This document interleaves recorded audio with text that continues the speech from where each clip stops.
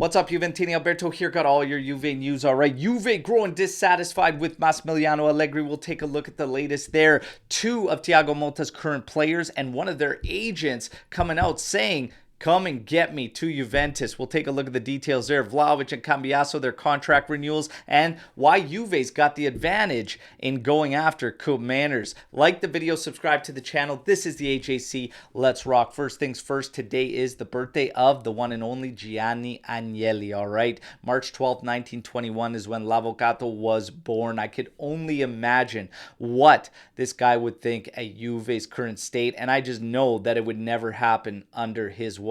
But nonetheless, here we are, and he is always still in our thoughts. All right, now we get to the news. Lewis Ferguson, his agent, essentially coming out and saying, Juve, come and get me. All right, so he says if a call came in from Juventus, it would be extremely difficult to reject. When speaking about Motta, he said he is a great coach and he would like to have Lewis again. So trying to keep a player with Thiago Motta when and if he leaves Bologna. There you go. Let's see. We do have confirmations that talks have happened between Juventus and the player's entourage just a couple weeks ago. So let's wait and see if Juve acts on it. As far as another player from Bologna, Xerxes, Juve apparently monitoring him alongside Milan and Inter. All right. And 40 million euros is what the player is valued at.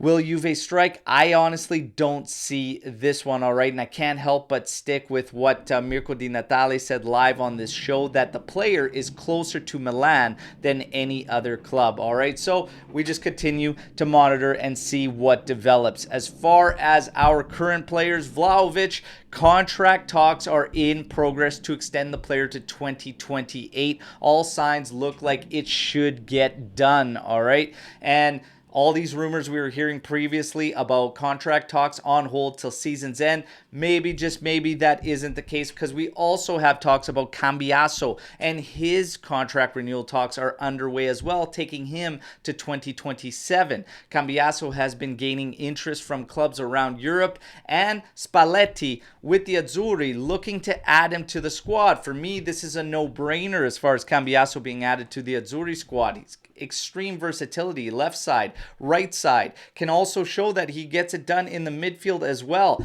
If Spalletti is also looking at going to 3-4-2-1, it's an absolute no-brainer to add Cambiaso to the squad, all right? So for me, it's a yes. What do you think about Cambiaso making that Azzurri squad, all right? Now, we get to Sky Sport coming out, and even Tutto Sport weighing in on this with Guido Vaciago, and that is that Allegri as growing dissatisfaction coming from Juventus. Most of the reports in Sky Sport, etc., saying that all scenarios are still on the table in terms of Max Allegri's future, whether he remains or Juve says goodbye and looks in a different way. Guido Vaciago from Tutto Sport saying that the growing dissatisfaction at Juventus is there in the coach. However, a split is not guaranteed, all right? So essentially, it is in fact all scenarios still on the table when it comes to Massimiliano and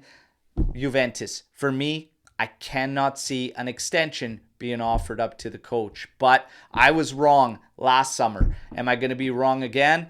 Time will tell, everybody. All right, now we get to Koopmeiners. Juve apparently has an advantage, has two advantages in making this deal, all right? So Koopmeiners put up a brace against us on the weekend, all right? He's gaining a lot of interest. Liverpool now also said to be a team interested in the player, valued at 60 million euros. But the advantages for Juventus are that the reports are consistent in Koopmeiners wanting to stay in Italy, all right? And furthermore, Atalanta has interest in the Bianconeri's young talents. So those are two advantages that Juve does hold over other clubs that hopefully will help us in finalizing this deal. Now, for those of you watching that were on the fence about Koopmeiners, did he change your mind watching him play against Juventus over this past weekend? Are you still on the fence? Are you a no for Koopmeiners, or are you a yes? Where do you stand on this and him being our top target? Hit me in the comments section. Now, finally, we finish up with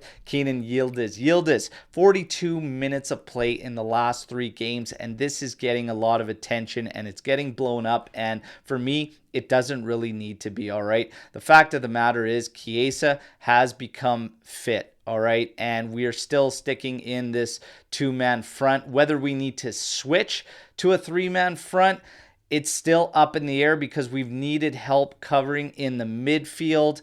The defense is leaky and everything, so making an all-out switch to a 4-3-3, even a 3-4-3, it has question marks around it. I don't think this is anything to do with the player. I don't think it needs to be blown up.